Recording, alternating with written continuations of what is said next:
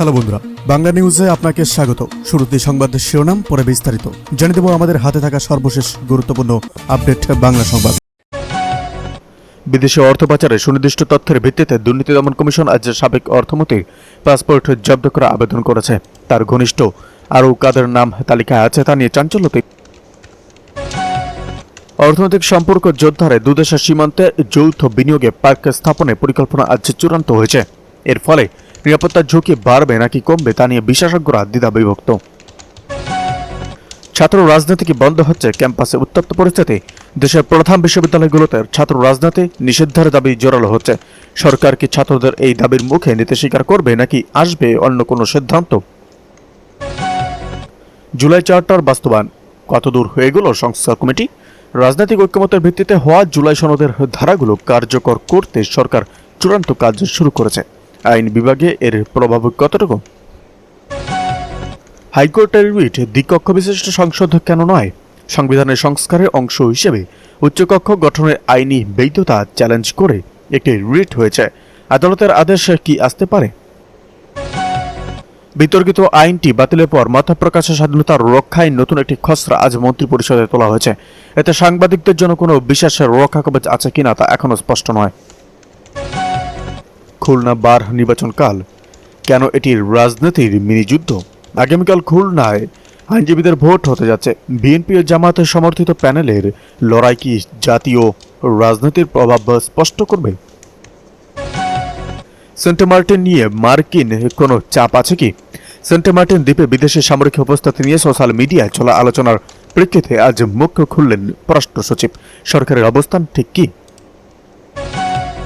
রোহিঙ্গাদের রাখাইনে ফিরিয়ে নিতে চীন আজ বাংলাদেশ ও মায়ানমারের সঙ্গে একটি ত্রিপক্ষীয় রূপরেখা। বিএনপি সরকার অতীত থেকে শিক্ষা নেয়নি বলেন বাদিউল আলম মজুমদার। স্বচ্ছতা, জবাবদিহি ও অধিকারের সুরক্ষা সংক্রান্ত আইন বাতিলের সিদ্ধান্ত নিয়ে প্রশ্ন তুলেছেন সুশাসনের জন্য নাগরিক এর সম্পাদক বাদিউল আলম মজুমদার। তিনি বলেন, বর্তমান বাংলাদেশের জাতীয়তাবাদী দল সরকার যেভাবে সিদ্ধান্ত নিচ্ছে তাতে দেখে মনে হচ্ছে তারা অতীত থেকে কোনো শিক্ষাই নেয়নি। বৃহস্পতিবার বিকেলে রাজধানী জাতীয় প্রেস ক্লাবে মানবাধিকার সুরক্ষা ও স্বাধীন বিচার বিভাগের সম্পর্কিত অধ্যাদেশগুলোর বিষয়ে নাগরিকের ভাবনা ও চ্যালেঞ্জের শীর্ষক গোলটেবিল আলোচনায় তিনি এসব কথা বলেন। আলোচনা সভা আয়োজন করে হিউম্যান রাইটস সাপোর্ট সোসাইটি।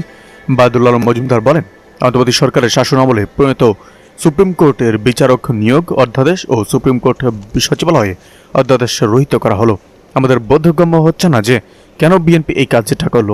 অতীতের অভিজ্ঞতার কথা উল্লেখ করে বাদিউল আলম বলেন, উচ্চ আদালতে গিয়ে বিএনপি হাজার হাজার নেতাকর্মীকে জমিনের জন্য ধর্ণা দিতে গেছি। কি করুণ অবস্থা! অনেকে নির্যাতন নিপীড়নের শিকার হয়ে আদালতে গিয়েও তারা প্রতিকার পাচ্ছিলেন না। এখন বর্তমান বিএনপি সরকার এই যে সিদ্ধান্তগুলো নিচ্ছে তারা অতীত থেকে অবশ্যই শিক্ষা নেয়নি। স্থানীয় সরকারে প্রশাসক নিয়োগ প্রসঙ্গে তিনি বলেন, এটি সংবিধানের ৫৯ অনুচ্ছেদ সহ বিভিন্ন আইনি কাঠামো। এদিকে বিচার বিভাগের জন্য আজ কালো দিন বললেন শিশির মনির। জাতীয় সংসদে সুপ্রিম কোর্ট সচিবালয় অধ্যাদেশ ও বিচারপতি নিয়োগ অধ্যাদেশ রহিত করার সিদ্ধান্তকে বিচার বিভাগের জন্য কালো দিন হিসাবে অভিহিত করেছেন সুপ্রিম কোর্টের জ্যেষ্ঠ আইনজীবী মোহাম্মদ শিশির মনির। বৃহস্পতিবার সুপ্রিম কোর্টের এনএক্স ভবনের সামনে আয়োজিত এক সংবাদ সম্মেলনে তিনি এ প্রতিক্রিয়া জানান। এ সময় তিনি বিচারক ও বিচার বিভাগের কর্মকর্তাদের প্রতিবাদ হিসেবে কালো ব্যাচ ধারণের আহ্বান জানান।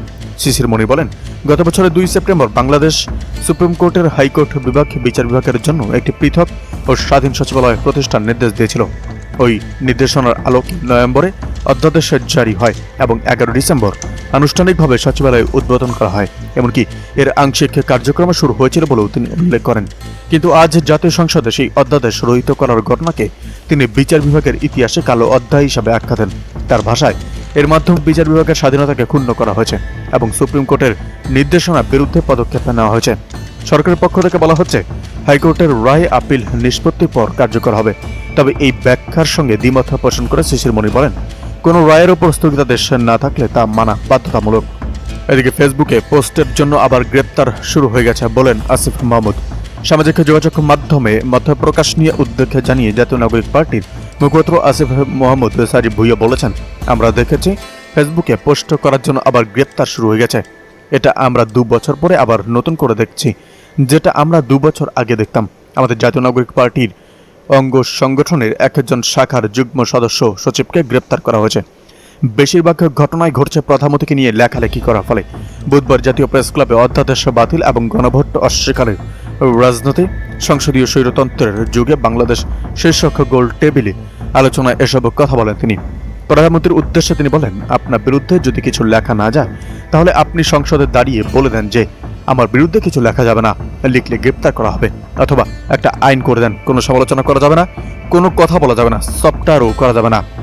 যদিও আপনি উত্তর দেবেন কিনা জানি না, এটাও হয়তো সালাউদ্দিন ভাই উত্তর দিতে পারেন। এনসিপির মুখপাত্র আরো বলেন, বিএনপি সরকার গঠনের মাত্র 2 মাসের মধ্যেই দমনমূলক প্রবণতার স্পষ্ট লক্ষণ দেখা যাচ্ছে। আওয়ামী লীগকে আমরা দেখেছি ধীরে ধীরে এই পর্যায়ে উপনীত হয়েছিল। এদিকে বগুড়া 6 আসনে উপনির্বাচনে বিপুল ভোটে জয়ী ধানের শীষের বাদশা।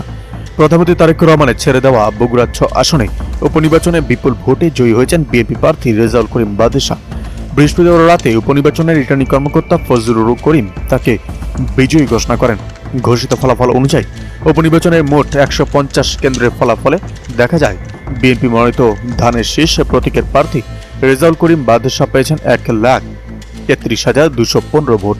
তার নিকটতম প্রতিদ্বন্দ্বী দাঁড়িপাল্লা প্রতীকের জামায়াত প্রার্থী আবিদুর রহমান সোহেল পেয়েছেন 56,904 ভোট। এর আগে বৃহস্পতিবার সকাল 7:30 থেকে বিকেল 4:30 পর্যন্ত এই আসনে ভোট গ্রহণ অনুষ্ঠিত হয়। এই আসনে মোট ভোটের সংখ্যা 4,50,309 জন। ভোট পড়েছে 1,91,696টি। ভোট গ্রহণ শেষে বগুড়ার রিটার্নিং অফিসার ও জেলা নির্বাচন কর্মকর্তা মোহাম্মদ ফজলুর করিম জানান, শান্তিপূর্ণ পরিবেশে সুষ্ঠুভাবে ভোট সম্পন্ন হয়েছে। এদিকে মাদারীপুরে অতিরিক্ত দামে ডিজেল বিক্রি, ব্যবসায়ীকে জরিমানা। মাদারীপুরের কালকিনি উপজেলায় বাবুল আকন নামে এক